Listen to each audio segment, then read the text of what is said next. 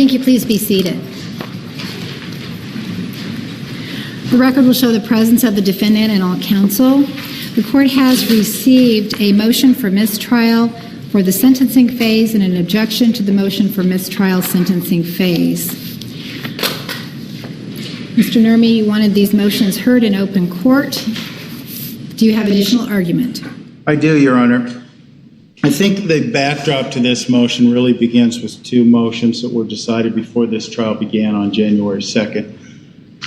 The motion to Ms. Arias' objection to the media coverage to having live camera feed of this trial, as well as her motion to sequester the jury.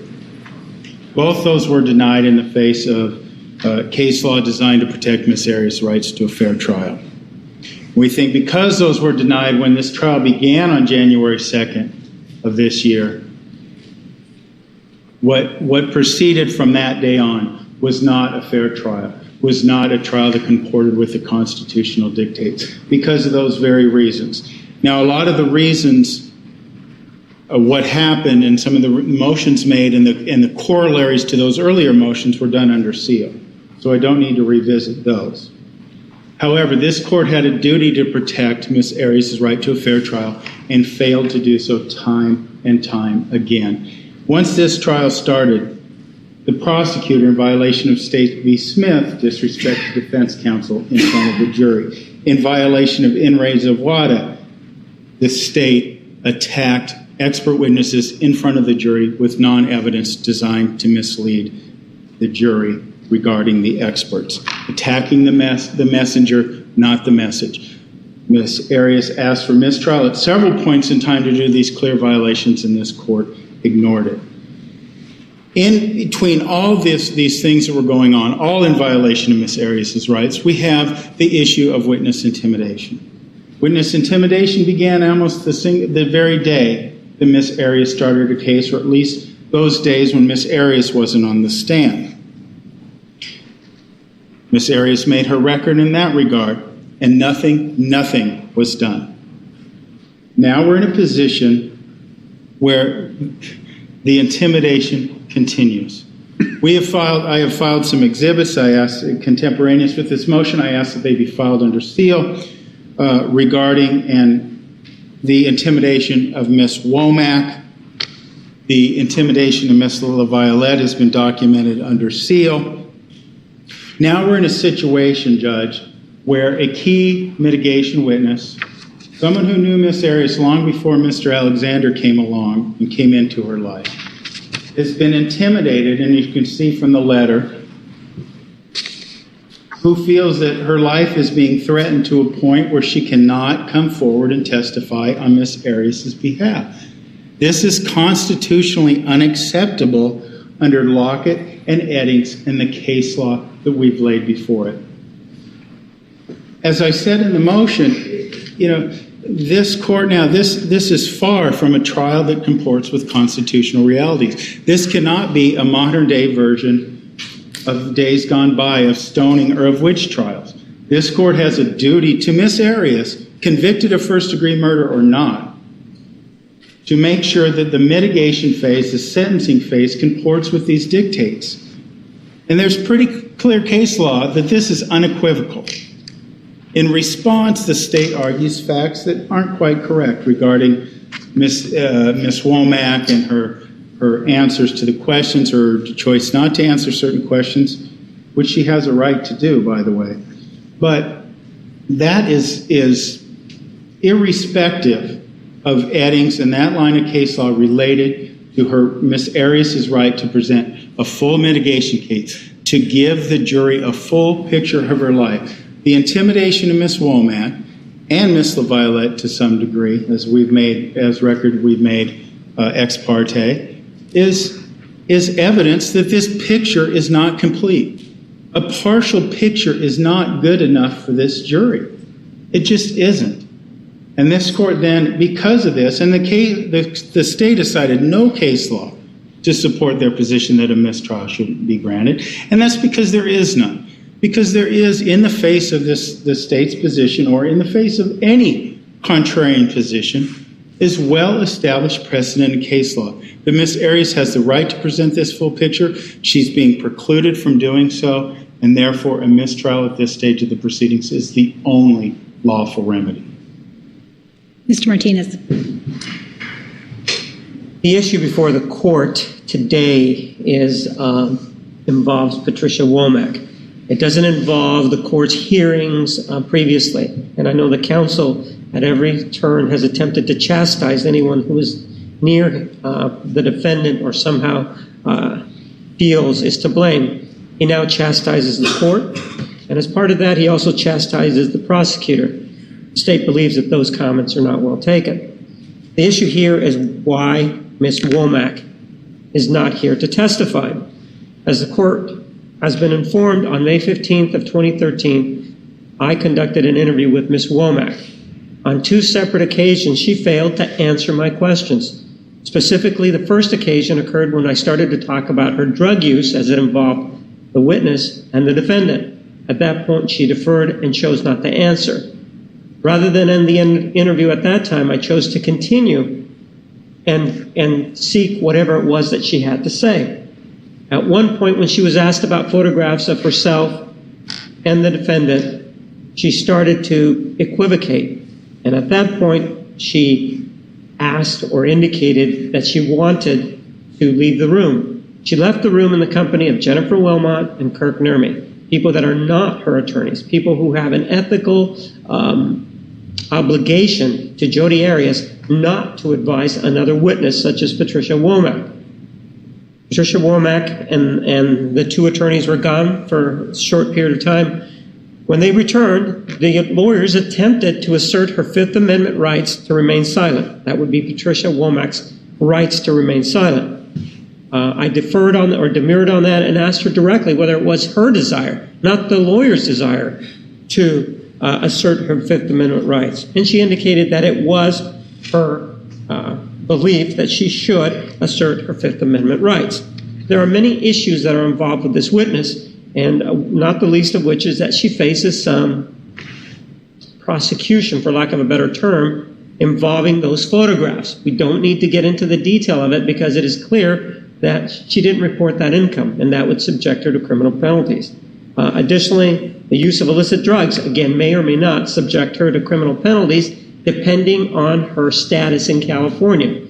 It is clear that she has some sort of substance abuse problem, and that's something that would have been addressed at trial while she testified. So this individual that they claim received threats came to court and that Thursday, which would have been the 16th, and at that time the court appointed Kenneth Countryman to assist her in determining whether or not she should assert her rights. At that time, Mr. Countryman indicated that he could not make an assessment and wanted to wait till Monday. It's interesting to see that the record as presented by defense counsel, or the facts as presented by defense counsel, are silent as to whether or not Ms. Womack would have heeded her attorney's advice on Monday the same way that she did on Thursday. It is the state's belief, based on that silence, that she would have asserted her Fifth Amendment rights, and that being the case, she would have been precluded from testifying. So it's easy to point fingers. It's easy to say that there is no case law that is being cited. It's easy to say that because the facts indicate that this individual, if she were to call to testify on advice of counsel, would not have testified. I do have, for the record, and I do want to make it part of the record, a copy of the interview that took place between the prosecutor and this witness on May 15th, 2013. It bears out the prosecutor's version of events, how she did, in fact, fail to respond to the first question involving drug use, and then she invoked her Fifth Amendment rights after conferring with counsel, not her counsel, Mr. Nurmi and Ms. Wilmot. She invoked her Fifth Amendment rights, and she is not here. I do not see Mr. Countryman, so I suspect that based on that silence, that she again would choose to invoke her rights, making this issue of whether or not there were any threats viable. It's an issue that can't be reached if she's not going to testify to start with anyway. So if I may mark this and have it included as part of the record. The exhibit will be made part of the record and sealed along with exhibits 662, 663, 664, and 665. And clearly the motion for mistrial based on the facts is not warranted, and I ask you to deny this request. Mr. Nermi, anything else? Yes, Your Honor. Like much of what the state says, the truth doesn't associate with what it's saying. It's just simply not true. We never advised Ms. Womack to do any particular thing. She was appointed counsel. That's what she was brought here to do with Mr. Countryman. So, and the rest of the bluster that Mr. Martinez is saying to try to divert you from the reality has nothing to do with the issue the court must decide. You know, he wants to disparage her for drug use, that sort of thing. And that's exactly what we're talking about here when I brought up Smith and when I brought up Zavada. When you have a prosecutor, when this court allows a prosecutor to personally attack witnesses and counsel, that breeds an environment where this sort of thing is endorsed. And that's exactly what has happened throughout this trial with the intimidation. The other issue, and the other argument the state makes, well, she would have pled her Fifth Amendment rights anyway, therefore this doesn't matter that she got threats. Well, we don't know whether that's true or not. It's just based on the state's speculation. But let's say it were true. If she were to plead the Fifth and not be available, the picture would still be incomplete. The reasons would be different, but the effect on Ms. Arias would be the same.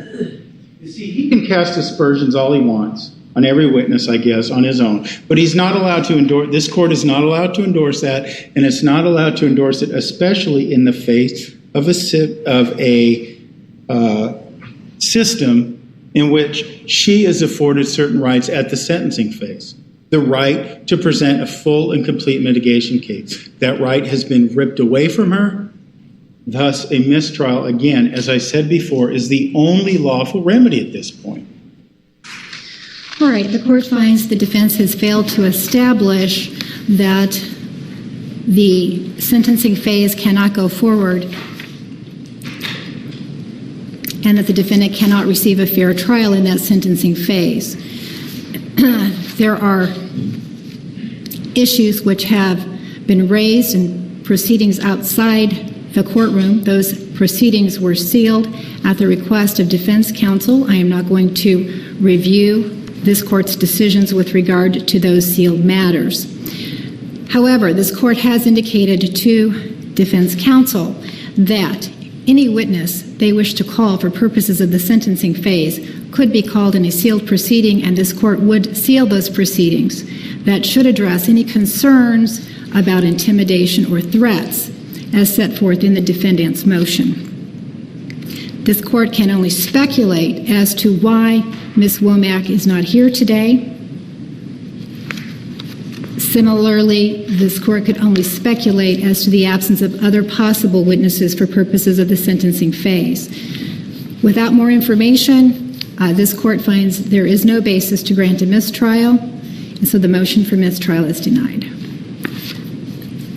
Mr. Nermi. Ms. Wilmot and I would move to withdraw from the case yet again. Under Strickland v. Washington, we are in a position where we cannot provide effective assistance to counsel at this phase of the proceedings. We cannot present the complete picture that is incumbent upon us. Rule 6.8 as well, Arizona Rules of Criminal Procedure, imposes that duty upon us as well. We cannot fulfill that duty because we cannot provide the picture. There is no speculation as to why Ms. Womack is be here. She feels threatened, she feels intimidated, and she doesn't feel like she can be here. So that being said, under Strickland, Ms. Wilmot and I cannot meet that standard and then move to withdraw. Your motion to withdraw is denied. All right. Are we ready to proceed with the jury? Your Honor, we will not be calling witnesses in the phase given the court's ruling and the incomplete picture. We will not be calling witnesses in the defense case. All right. I assume your client does wish to allocute.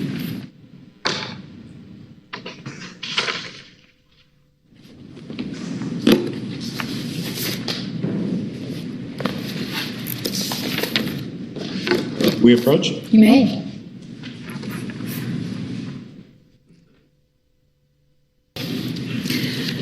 court did meet in chambers ex parte, sealed proceeding with the defendant and counsel. Based upon information provided during that sealed proceeding, the court is going to adjourn for today, and elocution will occur tomorrow morning at 9:30. In addition, I did not address one of the requests in the defendant's motion regarding providing a statement to the jury regarding the reason Ms. Womack is not testifying during the penalty phase. Does the state wish to be heard? I've indicated in my response that it would be improper since we really don't know the reason why she failed to show up and why she fails to want to testify. Additionally, my information, which I would have asked of her on the witness stand, would have been as to whether or not she believed or was in favor of testifying in this particular case, because she believed that the defendant had a bad background, or so to speak, and she would have indicated that she believed that the defendant had a very good background growing up, and that she did not believe that there was anything in her background that would have called for leniency. Mr. Nurmi? Well, I'm not sure where those supposed facts came from, but be that as it may, Judge, I think we have consistent with the mistrial motion. I know this court has denied, but at the time opening statements were made in this phase, we believed and the jury was advised that they would be presented with these witnesses. Now they're being presented with none. One of the exhibits shows the exact reason why Ms. Womack is not present, so we believe such an instruction would be appropriate.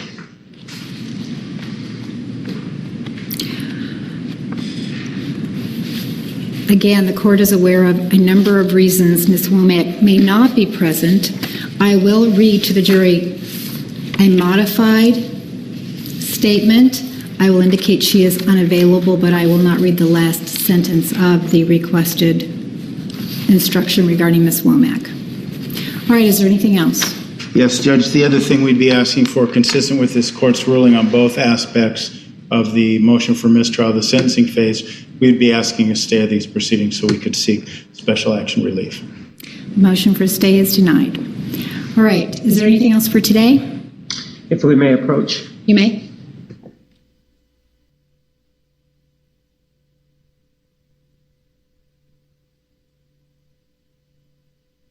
The jury in. Please stand for the jury.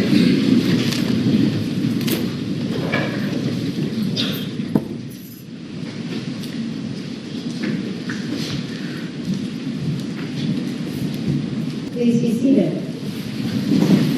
The record will show the presence of the jury, the defendant, and all counsel. Good morning, ladies and gentlemen. We are unable to proceed today. Please return tomorrow morning at 9:30. Please remember the admonition. You are excused. Please stand for the jury.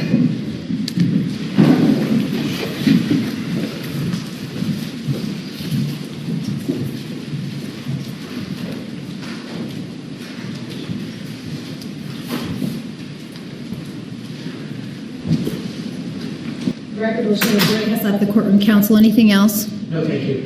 We're at recess.